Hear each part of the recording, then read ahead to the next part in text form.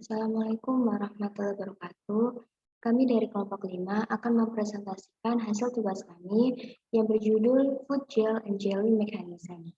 Sebelumnya, kami akan memperkenalkan nama anggota kelompok kami yang terdiri atas Huria Nurifa NPM 064, Ardita Putri Apriliani NPM 067, Muhammad Raihan Hakiki NPM 069, dan Alima Sintiani Stifani NPM 090. Seperti pada gambar tersebut adalah salah satu makanan yang bernama jelly. Jelly termasuk dalam makanan yang berasal dari gel. Nah, untuk mengetahui lebih lanjut tentang food gel, maka simak presentasi kami ya. Presentasi kami akan berfokus pada 4 poin, yaitu pengertian gel, mekanisme gel, gelling agent, dan penerapan gel pada makanan. Yang pertama yaitu pengertian gel. Gel merupakan komponen yang dibentuk oleh zat padat yang terdispersi halus atau dilarutkan dalam fase cair yang juga menunjukkan perilaku seperti padat di bawah kekuatan mekanik. Atau simpelnya, gel adalah zat antara padat dan cair yang memiliki karakteristik elastis dan flow atau mengalir. Gel terdapat beberapa jenis, yakni yang pertama hidrogel. Hidrogel merupakan gel koloid di mana air adalah media dispersinya. Bahan hidrogel alami dapat didapatkan dari alga-rosa, metilselulosa, dan polimer turunan alami lainnya. Yang kedua yakni organogel. Organogel merupakan bahan padat non-kristal, non-kaca, termoreversibel yang terdiri dari fasa organik cair yang terperangkap dalam penataan jaringan. Yang ketiga adalah zerogel. Zerogel merupakan padatan yang terbentuk dari gel dengan pengeringan dengan penyusutan tanpa hambatan. Dan yang keempat adalah aerogel, merupakan gel koloid yang di mana gas digunakan sebagai media dispersinya.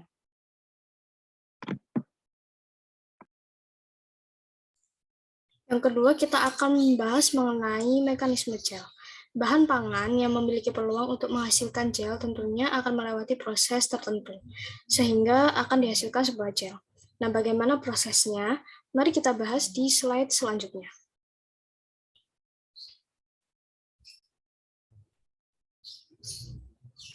Nah, pembentukan gel merupakan proses spontan dari dispersi polimer sederhana atau suspensi partikulat dan kondisi suhu atau komposisi larutan yang dapat dikontrol secara eksternal. Kondisi pembentukan gel sebagian besar tergantung pada beberapa faktor, yaitu suhu, tekanan, kekuatan ionik, pH, kehadiran enzim, suhu, kualitas, pelarut, konsentrasi agent jelly, massa molar atau derajat polimerisasi. Pembentukan gel pada dasarnya merupakan transformasi sol ke keadaan gel di mana viskoelastisitas berubah secara tiba-tiba dengan perkembangan simultan dari karakteristik padat. Dengan kata lain, terjadi pertukaran fase kontinu dan fase diskontinu selama pembentukan gel. Nah, yang ketiga ada gelling agent, yang merupakan bahan tambahan pangan yang digunakan untuk mengentalkan dan menstabilkan berbagai makanan, seperti jelly, makanan penutup, dan permen. Agent ini menghasilkan produk makanan dengan melalui pembentukan gel. Beberapa zat penstabil dan zat pengental diketahui termasuk dalam zat pembentuk gel. Lalu, apa saja bahan pangan yang termasuk gelling agent ini? Mari kita simak di slide selanjutnya. Yang pertama ada gelatin. Nah, gelatin ini merupakan gel termoreversibel dari kolagen melalui hidrolisis asam atau basa sehingga terbentuk dalam pelarut berair melalui penurunan suhu. Nah, peran gelatin pada bahan pangan yang pertama adalah sebagai pembentuk gel, memberikan tekstur, dan mengikat air. Sedangkan untuk proses pembentukan gel sendiri, pada gelatin meleleh saat dipanaskan dan memadat pada saat didinginkan kembali. Bersama dengan air, ia membentuk gel koloid semi padat. Gelasi ini diatur oleh reformasi parsial helix rangkap 3 yang ditemukan dalam kolagen selama pendinginan. Yang kedua, ada pati. Nah, pati ini merupakan bentuk granular dalam sel pada tanaman sebagai penyimpan karbohidrat. Nah, peran pati sendiri sebagai gelling agent adalah untuk menyediakan dasar struktur gel sehingga dapat mempengaruhi karakteristik tekstur gel. Nah, untuk proses pembentukan gel pada pati sendiri, yaitu gelatinisasi pati, merupakan peristiwa hilangnya kristalinitas pati dengan membengkaknya granula sehingga amino asam mulai terlepas dan membentuk jaringan gel. Nah, konsentrasi air dan gula ini mempengaruhi pelakuan panas yang dibutuhkan untuk membuat pati menjadi gelatin. Jadi, semakin banyak gula, maka semakin berkurang air, karena air akan terikat pada gula, sehingga suhu gelatinisasi ini akan naik. Molekul gula berinteraksi dengan daerah amorf granula pati dan meningkatkan energi yang dibutuhkan untuk melelehkannya. Gula ini juga dianggap sebagai untuk menstabilkan daerah kristalin di pati dan karenanya melumpuhkan molekul air. Dan sebagai hasilnya yaitu untuk menghambat gelatinisasi pati. Nah, pati yang sudah menjadi gelatin ini lama-kelamaan akan mengkristal atau memadat. Jadi pati yang sudah menjadi gelatin lama-kelamaan itu akan mengalami retrogradasi, yaitu pengkristalan pati karena gel tidak stabil. Pada jurnal Confectionery Gels, Review on Formulation, Rheological and Structural Aspects menyebutkan bahwa pati yang diencerkan asam telah menunjukkan tingkat retrogradasi yang lebih lambat dibandingkan pati asli. Penambahan gula ini juga dapat memperlambat retrogradasi. Gula dapat menstabilkan struktur dan menghambat retrogradasi.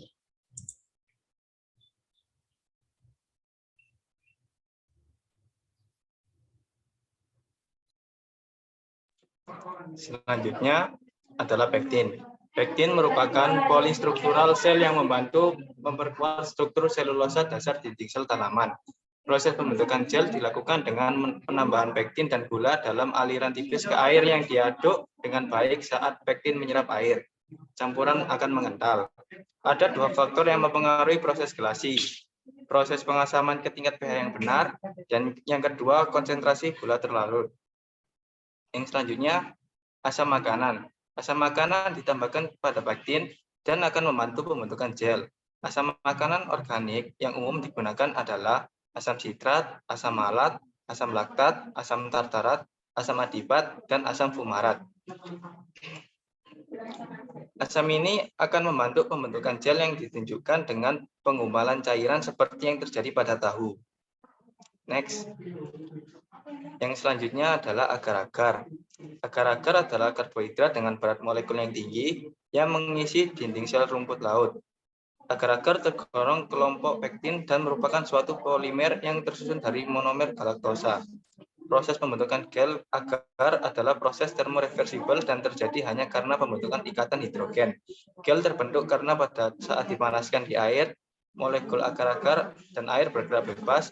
Ketika didinginkan, molekul agar mulai saling merapat, memadat, dan membentuk isi yang mengandung molekul air, sehingga terbentuk sistem koloid pada cair. Yang selanjutnya adalah whey protein. Whey protein adalah protein yang terdapat dalam whey, yaitu sisa susu yang dihasilkan dalam produksi keju. Jenis protein ini banyak digunakan untuk menambah massa otot. Selain membentuk jaringan otot, whey protein juga memiliki banyak manfaat lain bagi kesehatan. Whey protein juga dapat membentuk gel dengan kondisi pH sekitar 6-8 dan disertai proses pemanasan, yaitu dengan suhu sekitar di atas 60 derajat Celcius. Bila perlu, dengan penambahan garam, baik bervalensi 1 maupun 2. Proses pembentukan gel whey protein yang diinduksi panas adalah tipikal dari protein globular dan berlangsung melalui serangkaian transisi seperti denaturasi protein, agregasi molekul yang tidak dilipat, pembentukan untai dari agregat, dan asosiasi untaian ke dalam jaringan. Agregat ini dapat terbentuk dengan adanya penambahan garam. Yang selanjutnya ada gelangam. Gelangam ialah eksopolisakarida yang larut dalam air yang diproduksi oleh bakteri Spigomonas elodea yang membentuk gel bening dengan adanya kation multivalen. Proses pembentukan gel gelangam diproduksi oleh beberapa faktor, tergantung beberapa faktor seperti suhu, pH, kecepatan pengaduan, transfer oksigen, dan komposisi media fermentasi. gel lebih cepat dan kejernihnya lebih tinggi dibandingkan dengan agar-agar. Stabilitas termal yang tinggi dari gel gam menjadikan media yang ideal untuk pertumbuhan beberapa termofilik seperti termofilik Bacillus sp, Metabacterium sp, Methanobrevibacter sp, dan bakteri yang termasuk dalam jenis Thermotogal. Pada media kultur jaringan, gel gam digunakan sebagai pengganti agar. Gel gam dapat terdiri dari beberapa jenis yang meliputi deasetylisasi, clarified, dan native gum. Dalam bentuk aslinya, gel gam adalah eksopolisakarida anionik linier yang terdiri dari unit pengulangan tetrasakarida dari 2 molekul D-glukosa, 1 dari L-rhamnosa, dan 1 dari asam glukuronat. Yang selanjutnya ialah karagenan, yang merupakan kelas polisakarida galaktan yang terdapat sebagai bahan matriks antar sel dalam rumput laut merah atau ganggang laut dari kelas Rhodophyta. 3 jenis karagenan komersial yang paling penting adalah karagenan iota, karagenan kappa, dan karagenan lambda. Klasifikasi ini ditentukan oleh posisi gus-gus sulfat pada unit 1,2 di galaktosa. Proses pembentukan gel yaitu pada proses pemanasan dengan suhu yang lebih tinggi dari suhu pembentukan gel akan mengakibatkan polimer karagenan dalam larutan menjadi acak. Bila suhu diturunkan, polimer akan membentuk struktur double helix, dan apabila penurunan suhu terus dilanjutkan, polimer ini akan terikat silang secara kuat, dan makin bertambahnya bentuk helix akan terbentuk agregat yang bertanggung jawab terhadap terbentuknya gel yang kuat. Jika diteruskan, ada kemungkinan proses pembentukan agregat akan terus terjadi dan gel akan mengerut sambil melepaskan air.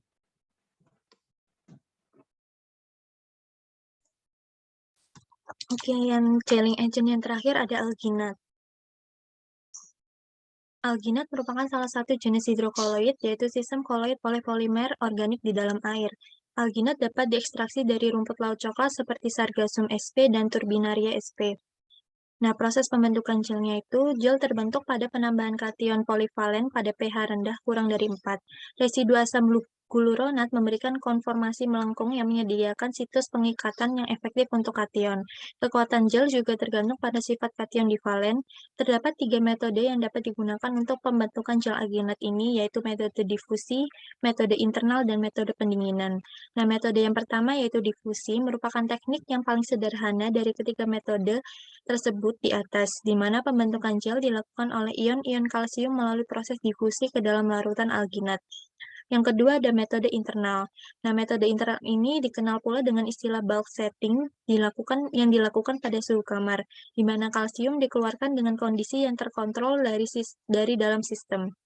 Nah, metode yang ketiga yaitu metode pendinginan, di mana garam, kalsium, dan asam dimasukkan bersamaan ke dalam air panas. Setelah itu, larutan dibentuk melalui proses pendinginan. Next. Nah, poin yang keempat yaitu ada penerapan gel pada makanan. Next. Penerapan gel pada makanan yang pertama adalah jelly. Jelly merupakan makanan yang memiliki tekstur agak padat namun kenyal. Jelly biasanya terbuat dari bahan-bahan seperti agar-agar, air, dan gula, dan bisa juga ditambahkan dengan sari buah. Makanan ini biasanya sangat digemari oleh anak-anak. Next. Jelly.